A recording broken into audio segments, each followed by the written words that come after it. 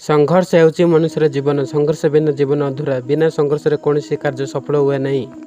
ଜୀବନର ଆରମ୍ଭ ଆଉ ଶେଷ ପର୍ଯ୍ୟନ୍ତ କେହି ମଧ୍ୟ ସଂଘର୍ଷ ଠାରୁ ଦୂରରେ ରହିପାରିବେ ନାହିଁ।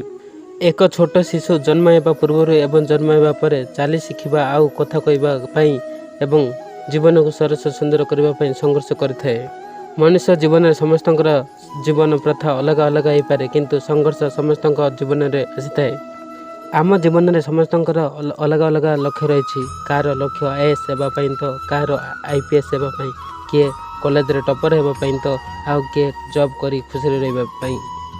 ସମସ୍ତେ ନିଜ ନିଜ କ୍ଷେତ୍ରରେ ସଫଳତା ପାଇବା ପାଇଁ ଚେଷ୍ଟା କରନ୍ତି, କିନ୍ତୁ ସଫଳତା ତାକୁ ମିଳେ ଯିଏ ସେହି କ୍ଷେତ୍ରରେ ସଂଘର୍ଷ କରିଥାଏ।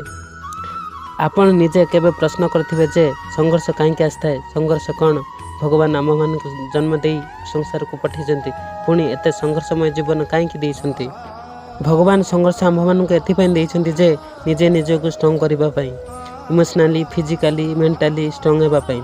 ଜୀବନରେ ଯଦି ଆମେ ଯନ୍ତ୍ରଣାକୁ ସହିଯିବା ତ ଜୀବନ ସୁନ୍ଦରମୟ ହେବ। କଷ୍ଟ ସହି ସହି ଆମେ କେତେବେଳେ ଷ୍ଟ୍ରଙ୍ଗ ହେଇଯିବା ତାହା ଆମେ ମଧ୍ୟ ଜାଣିପାରିବା ନାହିଁ।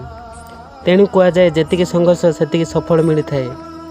ଯେପରି ଏକ ଛୋଟ ଧାନ ମଞ୍ଜି ଭୂମିରେ ପୋତାଯାଏ, ସେହି ମଞ୍ଜି ଝଡ଼ ତୋଫାନ କଷ୍ଟ ସହି ପରିଶେଷରେ ସେ ଆମକୁ ଦାନା ପ୍ରଦାନ କରେ। କେବଳ ଶୋଇ ରହିଲେ କିମ୍ବା କେବଳ ଚିନ୍ତା କଲେ କେବେ ବି ସଫଳ ହୁଏ ନାହିଁ। ନିଜେ ନିଜକୁ କଷ୍ଟ ସହି ସଂଘର୍ଷ କଲେ ଜୀବନ ସଫଳ ହୁଏ। ତେଣୁ ସଂଘର୍ଷ ଜାରି ରଖନ୍ତୁ, ଆପେ ଆପେ ସଫଳତା ଆତ୍ମଠାକୁ ଆସିବ। ଭିଡ଼ିଓଟି ଭଲ ଲାଗିଲେ ଲାଇକ୍, ସେୟାର ଆଣ୍ଡ ସବସ୍କ୍ରାଇବ୍ କରନ୍ତୁ।